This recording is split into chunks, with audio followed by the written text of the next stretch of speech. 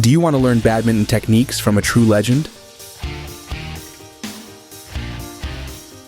This exclusive video series will guide you from basic techniques to top-level game tips, distilled by Olympic champion Zheng Siwei.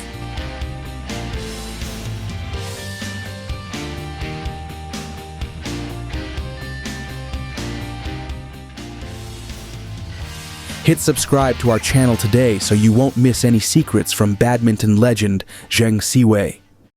Welcome to the Mind of Badminton. Today, I will teach you the defensive technique on the right side of the court. When your opponent attacks your left side, you need to clear diagonally. What should your grip and power generation technique look like?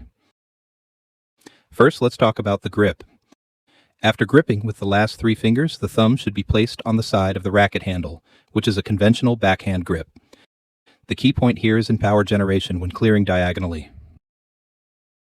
Compared to clearing straight or blocking straight, the techniques might be slightly different.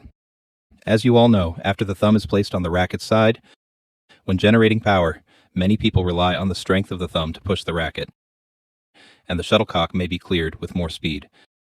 However, for a diagonal clear, if you try to use your thumb to push the racket face, it won't be effective.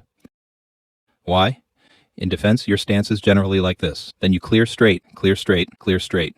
But when you want to clear diagonally, first, your racket face must be angled towards the diagonal. If your racket face is not facing the diagonal, the shuttlecock will not go over. But if your thumb is pushing on the wide side of the racket face, when you start to generate power, when your thumb pushes, what happens then? The racket face faces the straight line, so how did your shot turn out? You clearly wanted to hit cross-court, but when the shuttle made contact with the racket side, the shuttle went straight instead. That's because at the moment of impact, your racket face was facing straight. The direction the racket face is facing determines the direction the shuttlecock will travel. So your normal power generation technique is that after you hit the shuttle, the racket face should be facing diagonally. This is how you can make the shuttle travel diagonally. So where's the key difference here? It lies in the way you generate power. No longer using your thumb to press against the broad side of the racket to change the direction of the racket head. The key point in generating power is that after aligning the racket face towards the desired direction, you rely on the back of your wrist to push forward using the momentum.